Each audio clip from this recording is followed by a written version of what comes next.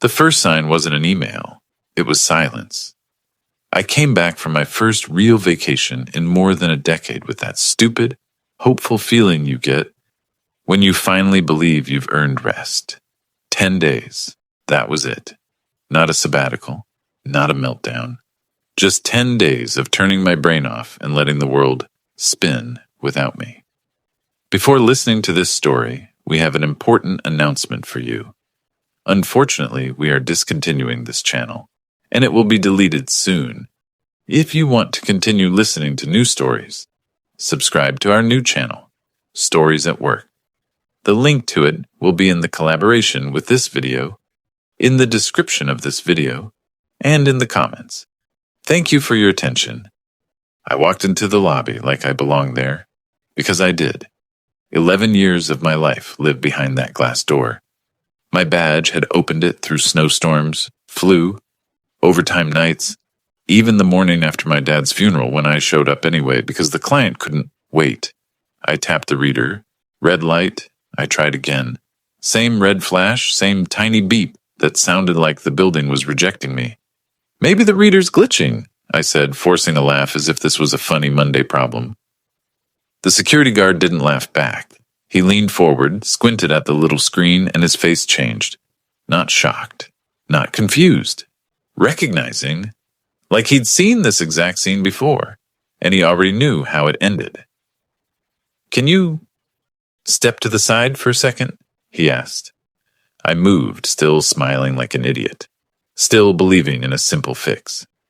I pulled my phone out to check if IT had emailed me about maintenance. No notifications, no warnings, just my weekend photos still open. Water, sun, my mom's message saying she was proud of me for finally taking time off. Then my phone buzzed, a calendar invite I had never seen before. Subject, separation discussion. Attendees, me, HR, and Derek, my director, scheduled for 10 minutes from now. My throat went dry. I stared at the invite as if it might correct itself, as if the words would rearrange into something normal. Another buzz, a password reset prompt for my corporate email on an account I couldn't access. I looked up at the guard. There's been some mistake. I work here. He didn't argue. He didn't say I was wrong. He just said quietly, HR asked that you wait. That sentence told me everything. This wasn't a glitch. This was planned. A woman in a blazer walked in like she owned the air. HR, you could always tell. Calm face, careful steps, eyes that never looked surprised. Ethan, she asked. I nodded. Hi, I'm Maya. Come with me. I glanced toward the elevators, my desk upstairs, my laptop, my notes, my life. Can I at least grab my things? Maya's smile didn't move. We'll get your personal belongings for you. That wasn't comfort. That was control. The conference room smelled like coffee and printer paper. Maya sat down with a folder already open in front of her. Derek was already there, seated perfectly straight. Hands folded, posture that screamed, professional. He wasn't sweating. He wasn't flustered. He was prepared. I sat down slowly, like if I moved too fast, my body would reveal panic before my face did. My badge isn't working, I said, because my brain wanted to start with something simple, something fixable. Maya nodded as if I'd told her the weather. Yes, your access has been disabled. I stared at her. Why? Derek spoke first. We've made some structural changes while you were out. While you were out. Like my vacation had been an opening on a calendar, not a person's life. Maya slid a paper across the table. Your position has been eliminated effective immediately. I didn't touch it yet. I looked at Derek. Today? Maya's eyes flicked down. Effective as of last week. I felt something hot rise behind my ribs. Last week, I was on approved paid time off. Derek nodded once, like that was a minor detail in a larger business decision. Yes, we moved quickly. I forced myself to breathe through my nose. I'd watched enough people get cornered in meetings to know the trap. If you get loud, you become the story. If you cry, you become weak. If you beg, you become something they can talk about later with a shrug. So I spoke like I was in a client escalation call. Let me understand, I said. You eliminated my role while I was out, disabled my badge, and scheduled this meeting for the moment I walked in the building. Maya's voice softened the way HR voices always soften right before the knife goes in. This isn't personal. Derek added, it's business. We needed to modernize. Modernize. The word that means remove the expensive person and call it progress. I finally picked up the paper, my name at the top, corporate letterhead, a line that said my employment was ending due to restructuring, a section about returning company property, a section about final pay. And there it was, my separation date, not Monday, not even the end of my vacation, the middle of it. I looked up at Derek. So you fired me while I was still out of state. His face didn't change. The decision was made based on organizational needs. Maya said, we can walk you through the next steps. I set the paper down carefully. I want everything in writing, I said. Reason code for termination, final pay breakdown, paid time off payout, benefits timeline, and I want a copy of my personnel file. Maya blinked, just once, like she hadn't expected me to sound sharp. Derek's jaw tightened. We'll provide what we're required to provide. Good, I said, standing. Also note that my termination date occurred during approved leave. Maya made a small note in her folder. As I reached the door, Derek spoke again, quieter, like he was trying to regain control with tone instead of authority. You don't need to make this harder than it has to be. I turned back. I'm not making anything harder, I said. I'm making it accurate. Maya escorted me out like I was a visitor.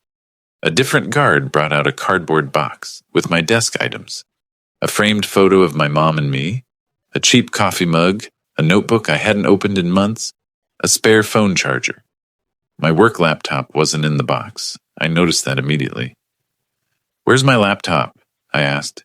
It will be shipped to you, Maya said. I needs it for processing. Processing. Another word that means we're keeping it because we can. I walked out of the building, box in my arms, sunlight too bright, cars too normal. My whole life feeling like it had been cut out of the day and set on a shelf. In my car, my phone buzzed again, an automated email sent to my personal address. Subject, offboarding checklist. I opened it with one hand, the other still gripping the steering wheel, like it could anchor me. The first line made my stomach drop. Due to policy violations discovered during your absence. I reread it twice, then a third time, because restructuring was one thing. But policy violations? That wasn't a layoff. That was a smear. And in that moment, sitting in the parking lot with a cardboard box, I understood the real plan. They didn't just want me gone. They wanted me to be the problem. They didn't just want me gone. They wanted me dirty. I sat in the parking lot with that offboarding email open on my phone until the words stopped looking like text and started feeling like a threat. Policy violations discovered during your absence. That sentence was designed to do one thing: stop questions. People hear policy violations and they don't ask follow-ups. They don't defend you. They don't call you for references. They distance themselves because nobody wants to be associated with the guy who did something. I didn't cry. I didn't scream. I didn't drive home blasting music like a movie character. I did what I've always done when something doesn't add up. I started collecting facts. At home, I put the box on the kitchen table and opened my laptop. My personal one, not the work machine they conveniently needed for processing. I logged into the HR portal. To my surprise, my access still worked there. It felt like leaving the front door unlocked after you've already thrown someone out of the house. My paid time off request was still in the system. Approved with Derek's name. Time-stamped weeks ago. 10 days. No special conditions. No warnings. I downloaded it as a file and saved it in 3 places. Then I pulled up my calendar history and took screenshots. The vacation block, the approval email, the reminders. Next, I gathered proof that I had actually been out of state because my instincts were already screaming that they would try to twist something technical. Boarding passes, hotel folio, credit card transactions, photos with metadata, even the stupid receipt for the overpriced sunscreen I bought on day 2. I put everything into a folder labeled Timeline. Then I opened the offboarding email again and read the rest. Return badge, return laptop. Return any proprietary materials. Confirm forwarding address. And a line buried in the middle that made my chest tighten. Its security has logged anomalous access during your leave. That wasn't an accident. That was a seed, a suggestion, the kind of vague statement that becomes a story later. I called Luis in IT. Luis wasn't a friend exactly, but we'd worked together long enough that he knew I wasn't reckless. I didn't ask him for favors.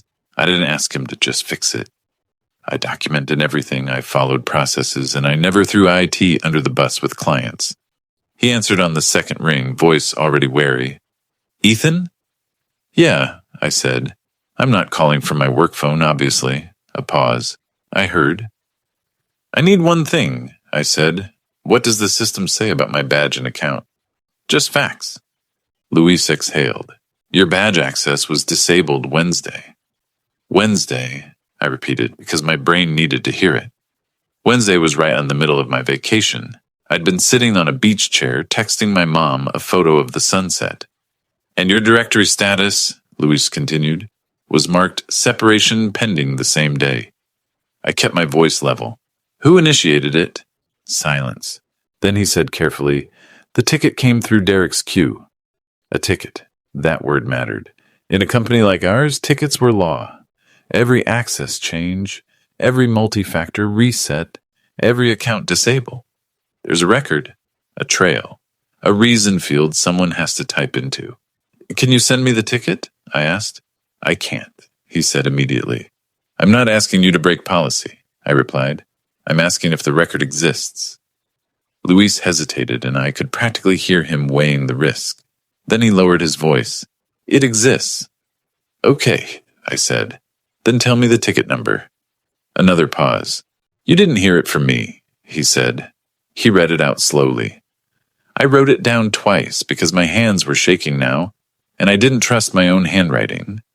Then I asked the question I didn't want to ask. Did anything happen on my account while I was gone? Luis didn't answer right away. When he did, his tone had changed, less cautious, more uncomfortable. There was a VPN login flagged, he said. From inside the building, my throat tightened. That's impossible. I know, he said quickly, like he was trying to keep me calm. But it's in the logs, I swallowed. Was it blocked? No, Luis said. It succeeded.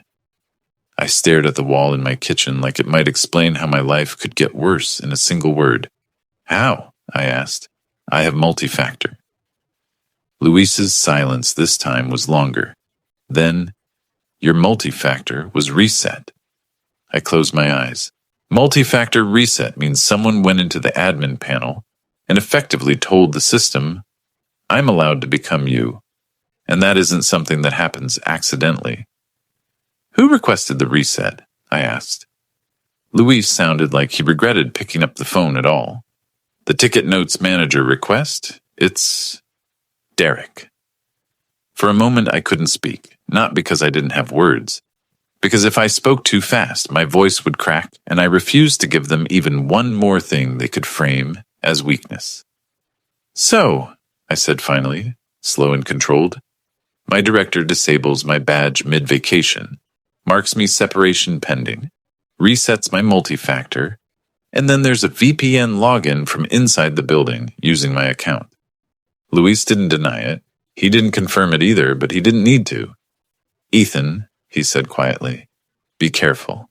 They're going to say it was you. I know, I replied. After the call, I sat down at the kitchen table and opened a blank document. I wrote a clean timeline with dates and events, like an incident report. Not emotional, not dramatic. Then I emailed Maya in HR from my personal address. Subject, formal request for separation basis and security records. I kept it professional. I requested the reason code, confirmation of the effective date, a copy of any documentation supporting the policy violation language. and any security incident report tied to my identity. And I included one paragraph that forced a choice. Per IT, my badge access was disabled mid-approval leave. Per IT, a VPN login occurred under my credentials from inside the building while I was out of state. If Northgate is alleging misconduct, please confirm in writing which incidents are being used as the basis. I wasn't begging, I was pinning the story to paper. Maya replied later that afternoon with corporate politeness and no substance. Your separation was part of organizational restructuring. We will provide relevant documentation in due course. No denial, no clarification, no correction. That night, I filed for unemployment because I needed to pay my bills, and I refused to pretend I was too proud to protect myself. 2 days later, the state portal updated. Claim status, contested by employer. Reason, misconduct, unauthorized access. There it was, the word they wanted attached to my name. I stared at the screen until it blurred. Then I opened my notebook again and wrote a single sentence. If they're using my credentials to accuse me, the truth will be in the same system they're hiding behind. And that's when something small clicked in my memory. During my vacation, Derek had texted me once. Not a question, not a problem. Just a message that felt normal at the time. Hope you're finally relaxing. You earned it. I scrolled back and found it. Then I checked the timestamp on my notes from Luis. The multi-factor reset request had been approved within minutes of that text. My hands went cold because I understood the psychology of it now. That text wasn't kindness, it was cover. A director doesn't need to reset an employee's security to cover the account. There are proper processes for delegated access, for break glass accounts, for emergency continuity. But those processes create transparency. Resetting my multi-factor created something else. Plausible deniability. They could say we accessed his account for business, and if anything ugly happened inside it, they could let it look like me. I didn't know exactly what they did yet, but I knew where to aim. I opened my contacts and found the number of a woman named Sonia Patel, my main point of contact at Redwood Federal, one of our largest clients.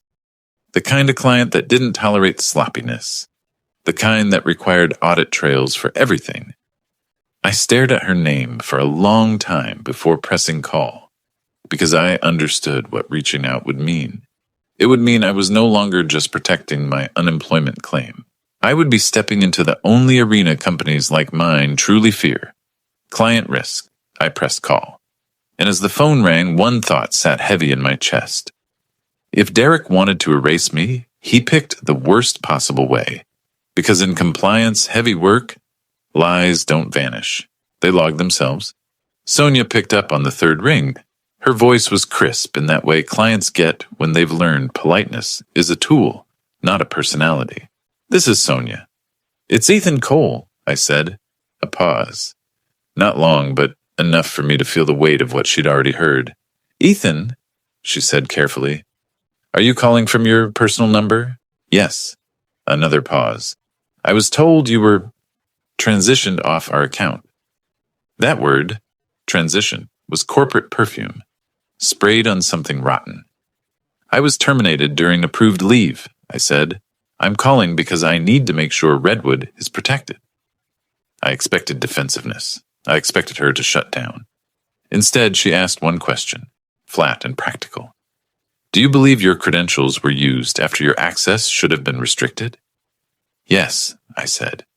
And I have reason to believe the access originated inside Northgate. Sonia exhaled once, controlled. Send me what you have in writing. Timeline only. No opinions. That was exactly the kind of response you get from someone who understands audits. I will, I said. One more thing. Our agreement has a key personnel clause. I was listed. I know, she replied, which is why I'm surprised I didn't receive formal notice. My stomach tightened, but in a different way now. Not fear, direction. I didn't receive notice either, I said. Email me the timeline within the hour, she said. And Ethan, do not contact anyone else at Northgate directly about this. If we escalate, it will be formal. I understand. When I hung up, my hands were steady again, not because I felt safe, because I finally had traction. I built the email the way I built every incident escalation I'd ever sent. Clean, numbered, time-stamped, paid time off, approved by Derek, dates listed, badge access disabled mid-leave, per IT, multi-factor reset request, initiated by manager, per IT, VPN login under my credentials from internal network, per IT, termination meeting scheduled for my return, effective date mid-leave, offboarding email language referencing policy violations, unemployment contest filed with misconduct claim. I attached proof of travel and the paid time off approval. I didn't write, Derek did this. I wrote, manager initiated ticket exists. Facts, trail, gravity. Then I sent the same timeline to Marcia Keene, the employment attorney I'd found through a friend who worked in corporate compliance. I chose her because her reviews weren't gushy. They were specific. Efficient. No nonsense. Knows how to force records. Marcia called me less than 2 hours later. Ethan, she said, voice low and direct, your company is trying to have it both ways. Restructuring to avoid wrongful termination exposure. Misconduct to block unemployment and control the narrative. I didn't interrupt. I'm going to send a litigation hold today, she continued. They will preserve badge logs, VPN logs, ticket histories, and communications. If they delete anything after that, it becomes a separate problem for them. Okay, I said, and I want you to answer one question honestly, Marcia added. Did you ever share your credentials with anyone? Never, I said, not once. Good, she replied. Then the only remaining explanations are incompetence or intent. Either way, we can work with it.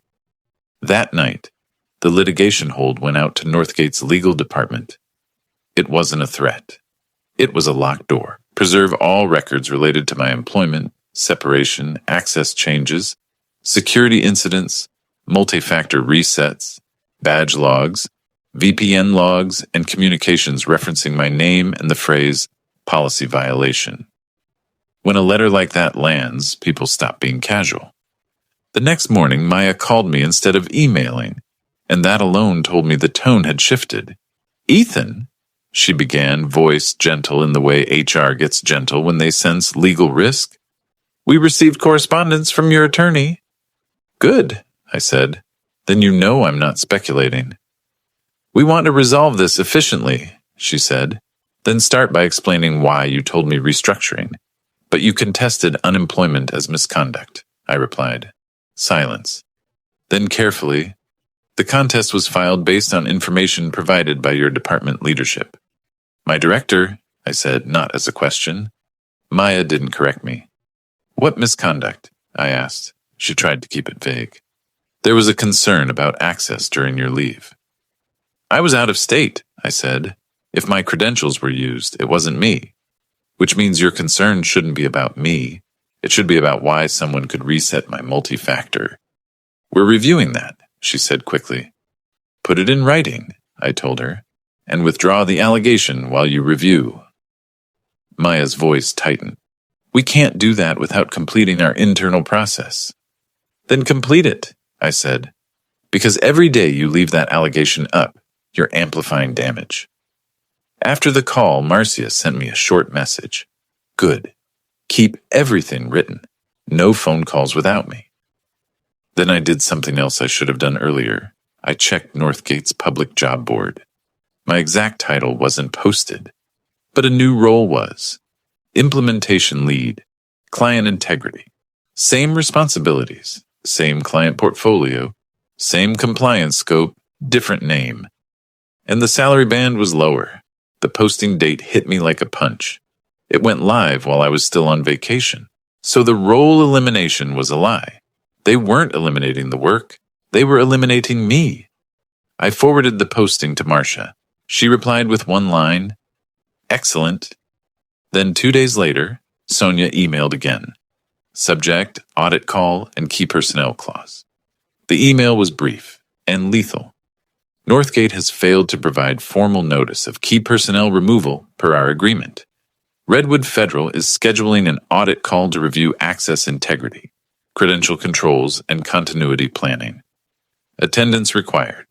Northgate compliance, IT security, legal account leadership. And at the bottom, almost as an afterthought, Ethan, we request your presence for continuity clarification. I read that last line 3 times. They weren't inviting me as an employee. They were summoning me as a witness. I didn't feel triumphant. I felt something colder and clearer. Inevitability. Because Derek had made one fatal mistake.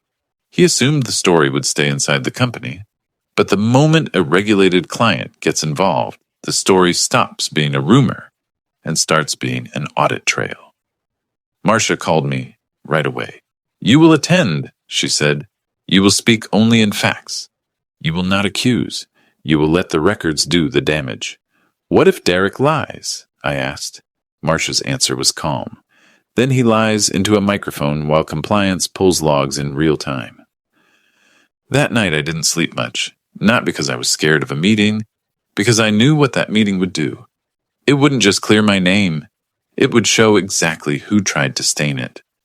And the next morning, as I opened the calendar invite from Redwood Federal, I saw the attendee list: Derek, Maya, Northgate Legal, Northgate Compliance, Redwood's internal audit lead, and me. One name stood out in my mind like a warning flare: compliance. Because in companies like mine, HR can soften words, managers can spin narratives, legal can stall. But compliance? Compliance doesn't care who you are. Compliance cares what the logs say, and Derek had been careless with logs. He thought the building would keep his secrets. He forgot the building records everything. The audit call started exactly on time. No warm-up, no jokes, no "hope everyone's doing well." Just a row of faces in little boxes and a kind of silence that felt engineered. Silence as a tool. Sonia Patel spoke first, calm, precise, like she was reading from policy because she didn't need emotion to make a point. "Northgate," she said, "you informed us that Ethan Cole is no longer assigned to our account. Our agreement includes a key personnel clause. We require formal notice, a transition plan, and confirmation that access controls were maintained." Derek smiled, small, controlled. He had his client voice on. "Yes, we've made internal changes. Ethan's role was eliminated as part of modernization. We have coverage in place." Sonia didn't argue. She asked the question that collapses vague stories into measurable facts. "When was his role eliminated?" Maya from HR answered carefully. "During his approved leave." Sonia paused. "And was Redwood notified at the time of elimination?" Silence. It wasn't awkward silence. It was the silence of people scanning for a safe answer and finding none. Northgate's legal counsel jumped in. "We believed the transition would be seamless and did not anticipate disruption." Sonia's expression didn't change. "Then you believed wrong," she continued without raising her voice. "We have also received information indicating a VPN login under Ethan Cole's credentials during his approved leave. We need an explanation of how that occurred, and we need confirmation of what systems were accessed." Derek leaned forward, too fast. "We identified anomalous access. That's part of why we acted quickly." The words landed, and for a second I felt the old reflex. "Defend yourself. Speak now. Clear it up." Marcia's instruction held me in place like a hand on my shoulder. "Speak only in facts. Let the records do the damage." Marcia spoke instead, voice steady and neutral. "To be clear," she said, "Northgate terminated my client during approved leave and is also alleging misconduct based on anomalous access occurring while he was out of state. Northgate should explain how his multi-factor authentication was reset during that same period, and who authorized it." The compliance officer, a man named Grant, Northgate's internal compliance lead, shifted slightly. You could see the moment he realized this meeting wasn't going to be a normal client appeasement call. Maya glanced at Derek. Derek avoided her eyes. Sonia said, "We want the ticket trail." Grant hesitated. We can pull ticket history, yes. Pull it, Sonia said. For 2 minutes, nobody talked. Just the faint sound of someone typing. Faces watched their screens. Derek's smile faded by degrees. Then Grant spoke, slower than before. There's a ticket to disable badge access for Ethan Cole, he said. Time-stamped mid-leave. Derek's voice sharpened. That was off-boarding. Marcia replied. Off-boarding for a restructuring event that you did not notify the client about, and that you also framed as misconduct to the state. Grant continued. There is also a ticket to reset multi-factor authentication. The air changed. Even the legal counsel's eyes flicked away from the camera for a second. Grant looked at his screen again. Requester noted as manager request. Sonia asked, which manager? Grant hesitated, then said it anyway. Derek. Derek's face tightened. We needed access to ensure continuity. Ethan managed key processes. Sonia's tone went colder, not angry, just sharper. Continuity access is handled through delegated admin procedure. You do not reset an employee's multi-factor and operate as them. That is a control failure. Derek tried to recover with confidence. We followed standard practice. Grant's eyebrows lifted slightly. That is not standard practice, he said almost involuntarily. Then Sonia asked the question that turned Derek's explanation into a trap. Where did the VPN login originate? Grant's eyes moved across his screen. He clicked. He scrolled. He stopped. The VPN login originated from Northgate's internal network, he said slowly. From a workstation in the building. My stomach dropped anyway. Even when you know the truth, hearing it out loud in front of everyone is different. It makes it real in a way your private panic never could. Derek's mouth opened, then closed.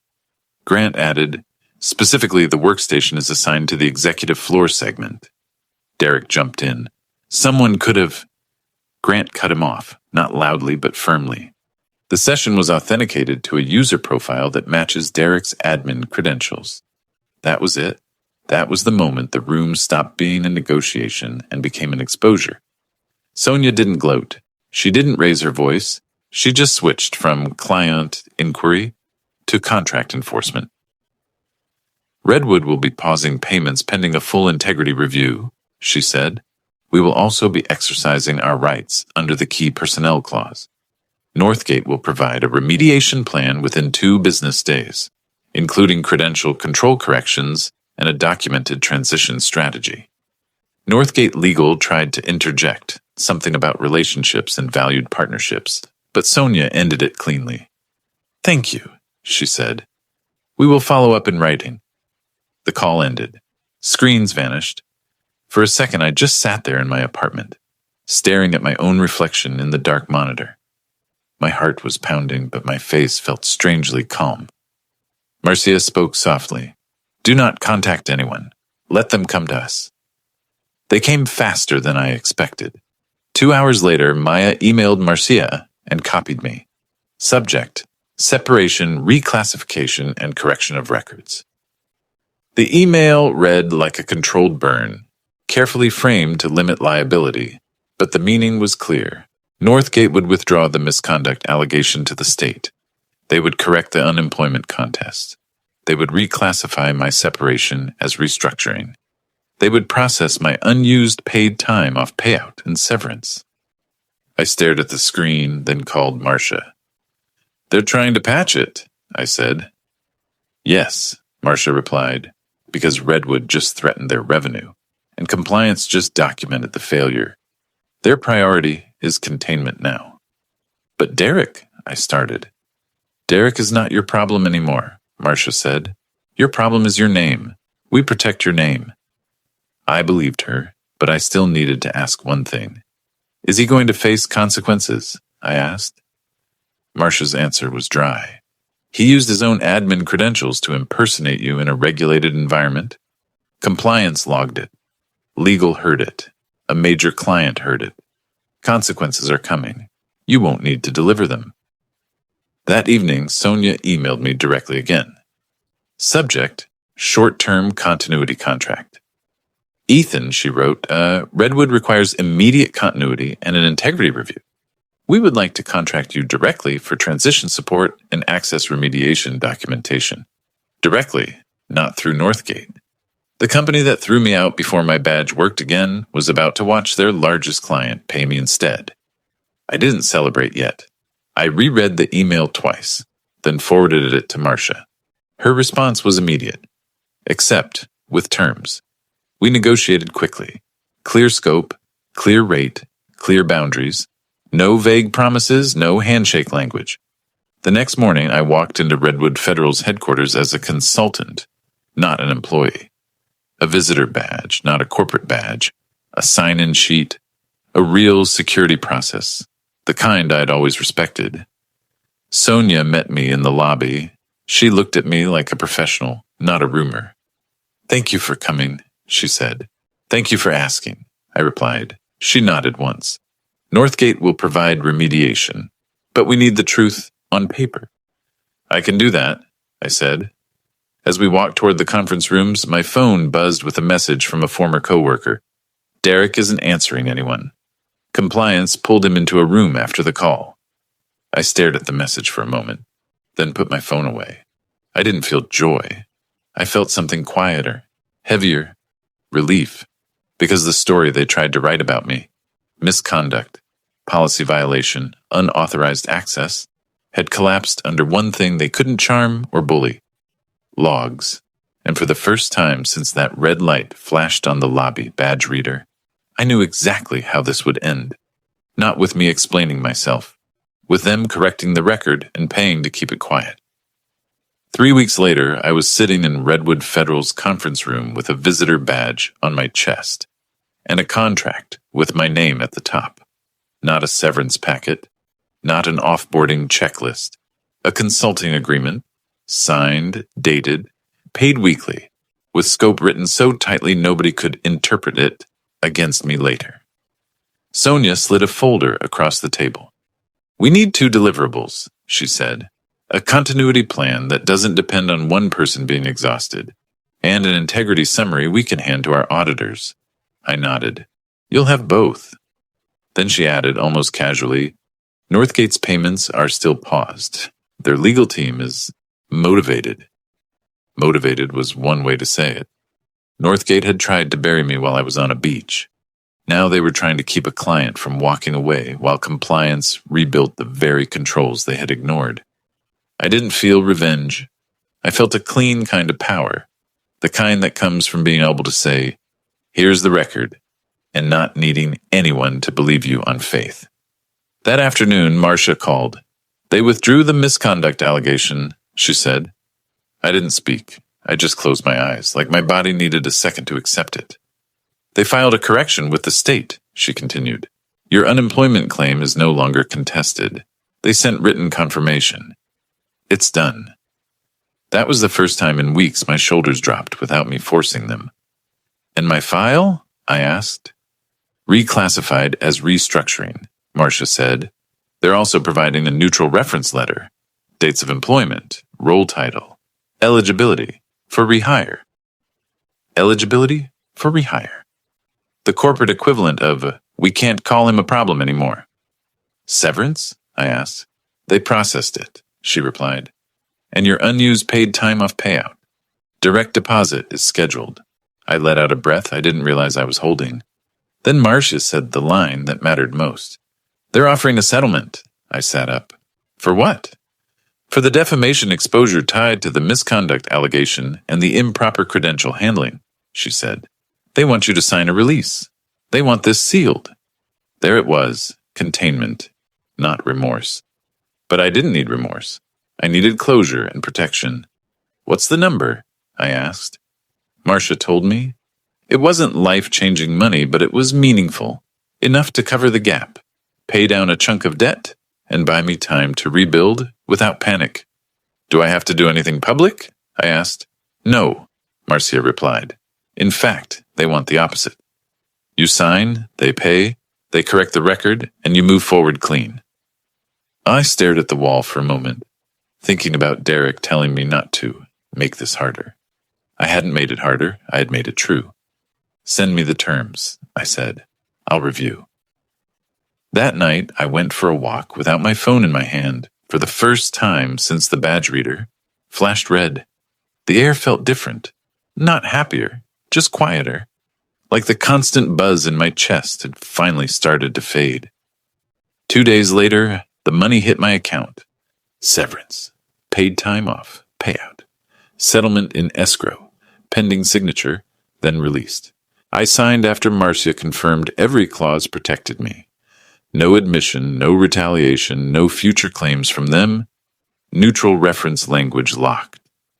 And then, because life has a way of delivering the final note when you stop chasing it, a former coworker texted me. "Derek's gone."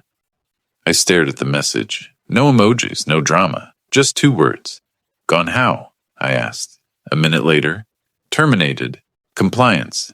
They walked him out. I set the phone down and waited for the rush of satisfaction I thought I'd feel. It didn't come. What came instead was something calmer and better, a sense of balance. Because the worst part of what Derek did wasn't firing me. It was trying to turn me into a warning story for everyone else. Take time off, and you'll pay for it. He wanted my name to become a lesson. He just didn't expect the lesson to land on him. The following week, I delivered Redwood's final integrity summary. It was blunt, factual, and designed for auditors. Manager-initiated multi-factor reset without proper delegated access procedure. Credential use from internal workstation under administrative profile. Lack of client notification under key personnel clause. Corrective actions required. Break glass accounts, access approvals, separation workflow controls, multi-factor reset restrictions, quarterly access review. Sonia read it, nodded once, and said, "This is what we needed." Then she surprised me. "Ethan," she said, "we're not renewing Northgate's contract for next year. We're moving to a different vendor." I blinked. "Because of this?" "Because of what it revealed," she corrected. "This wasn't one mistake. It was a culture." That sentence landed like a quiet gavel. A month earlier, I was standing in a lobby being told to step aside. Now I was watching the company that tried to erase me lose a contract because they couldn't control their own truth. On my last day at Redwood, Sonia walked me to the lobby. "You should start your own practice," she said.